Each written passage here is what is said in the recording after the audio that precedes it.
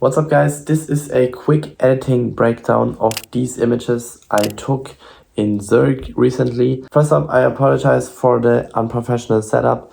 I'm actually at my grandma's house right now, so I don't have my professional setup with me, and I just thought, why not make a spontaneous little editing breakdown of these shots, because I got a lot of positive comments about the edits I made on these images, and a lot of people were curious on how I did it. So this video will be exactly that. For everyone who got my preset pack, I will provide you the exact raw file I will be working on in this video, so you can try to replicate the exact same edit. So let's actually jump right in and open Lightroom, and I will show you exactly how I did it. So first up, I actually shot these images in bright, harsh daylight, and it was actually really tricky at first for me to edit them. And I will explain to you in a second why this was the case and how you can avoid it. So this is a good example. Let me show you the before image. This is the before image, and this is the edited photo. When I started to edit these images, at first I actually started to question my photography skills, because the highlights were almost blown out, and I thought I blew the shoot and ruined these images because I had my settings wrong or something. And when I tried to edit them, it just looked weird. So this is an example of how I edited this photo originally, and I just thought, damn, like these shadows are way too harsh and it just doesn't work. Until I saw this photo and I realized you actually can take great photos in midday sunlight. You just have to lean into the harsh shadows and lean into the bright look. And you shouldn't try to fight the harsh midday sunlight in the editing, because that's what I tried to do and it just looked awful. So this is an example of how I try to fight the midday sunlight, and as you can see, it just looks awful, and you can see the shadows in her face. It just doesn't look very nice. So once I realized I have to lean into this look and embrace the harsh shadows and embrace the bright look, it actually started to look really incredible. So this is the final edit I did on this image, and you can see the difference. So this is the edit I originally did, and this is the edit I did in the end. I mean, of course, the shadows on her face are still there, but it just doesn't really bother you anymore when you look at the photo. So two things that I think make the biggest difference are the brightness and the temperature. So in the first edit I did, I edited the photo really cold, and I don't know what it is, but when the images are cold, you can see the shadows a lot more. And when you make the image warmer, you don't really notice the shadows as much anymore. And also, I didn't try to darken everything. I just leaned into the bright look, and then it actually started to look really good. So what I learned from this is that you have to embrace the harsh shadows, embrace the harsh lighting, and then it can actually look really good. And you can actually take some nice photos even in the midday sunlight. So enough talking, let's actually look at how I edited these images. I think I will show it to you on this image here. Yeah, this one is great for showing you exactly how I did it. So this is the final edit I did on this image, and this is the before. Wait, not this one. Here. Okay, so this is the final edit I did on the image, and this is the before. As you can see, in the before image, the highlights look almost blown out. Let's look at how I edited this image. So the edit is based on one of my presets, which is called Nostalgic Summer, and I decreased the amount to about 80, and then we will have to decrease the highlights a little bit more, maybe yeah, I don't know, maybe like this.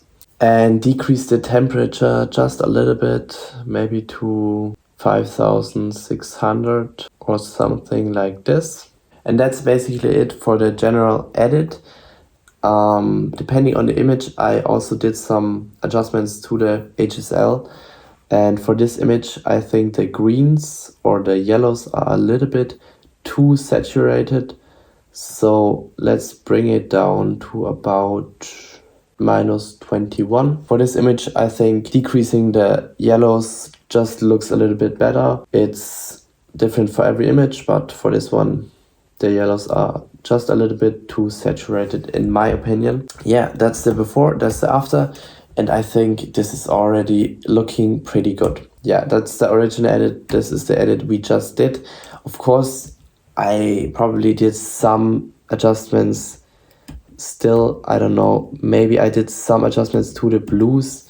As you can see in the car, it's a little bit more cyan on the original edit I did. So maybe decrease the hues in the blues a little bit to make it a little bit more cyan.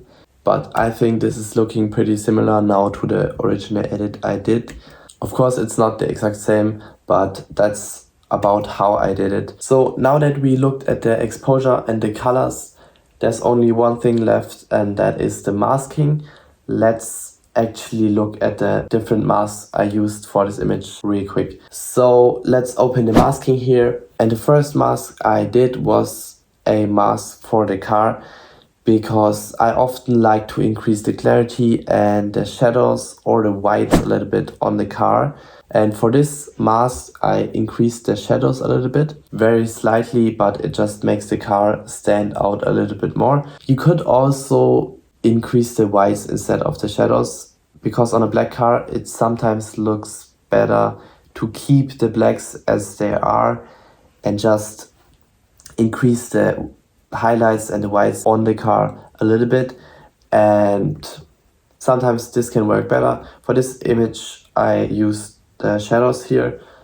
I don't know, it's a little bit of personal preference, and it also depends on the image. I think on some images I increase the whites instead of the shadows. And then the main thing I did was to increase the clarity on the car, which just makes the car look a little bit more crisp. And I like to do this on pretty much every car photo, because I don't know, it just gives this professional look on the car and yeah, makes the car stand out a little bit more. The second mask is a mask only for her face. I think it was because there are some shadows on her face, yeah. So without this mask, her face looks kind of dark and the shadows are just a little bit too harsh on her face. So I added a mask only for her face by adding a subject mask and then subtracting the subject mask with a linear gradient to only affect her face. And then I increased the shadows a little bit and the whites. I'm not sure why I increased the whites, but I don't know, it just looked better probably. And yeah, that's it for this mask. The third mask we have here is a linear gradient. And this is something I pretty much like to do on every photo. Not every photo, but on most of the photos I do it. It just increases the focus on the subject and decreases the focus on the foreground a little bit and makes the foreground a little bit less distracting. So usually I like to add a linear gradient in the foreground, and sometimes I also add a linear gradient on the top. But for this image, as I wanted to lean into the bright look, I didn't want to decrease the exposure again on the top of the image, because as I said earlier in the video, it just looked unnatural on these images to force a dark look. And so that's why I didn't do a linear gradient on the top here. The linear gradient on the bottom actually works quite well in my opinion. I didn't do it much, just a little bit to just make the foreground a little less distracting and increase the focus a little bit more on the subject. The fourth and final mask we have is a mask just for her skin, and Here I just increased the saturation a little bit on her skin. I don't know why I did it exactly, but I think it just looked better to increase the saturation only on her skin and not on the entire image. This is something that's very individual, and you will probably not have to do it on every image, but for this image it just looked better. Real quick, how you can make a mask like this is pretty easy. You go to the create new mask and then go to select people and wait for it to load. Once it loaded, it will hopefully recognize the person in the image, and then you can just click on it. Then you can just select body scan and facial scan and create a mask for only this area. So this is the edit we just did, and this is the original edit I did. It's very similar, a bit different, but I think you get the point. Real quick before I wrap this up, let's also look at another photo, just so you know it works on all of them and not just on this one I showed you. So for example, for this photo, it's almost the exact same like we did on the last photo. I applied the nostalgic summer preset, decreased the amount to about 80 and decreased the highlights. Did slight adjustments to the HSL, which is a slight adjustment to the blue hues in this case, and that's about it. So this is the edit we just did with the changes I just explained, and this is the edit I originally did. As you can see, they look slightly different, but it's almost the exact same, and with these steps you will be able to get almost the exact same look as I did. And obviously, for each image, you will have to do some, or you can do some fine-tuning if you want to, but that's how I got this look on these images. So that's it for today's editing breakdown. I hope you enjoyed it, and I hope you learned something from it. And yeah, let me know what you think of this format and if I should do something like this more often. And yeah, happy editing, guys, and I will see you in the next one. Peace.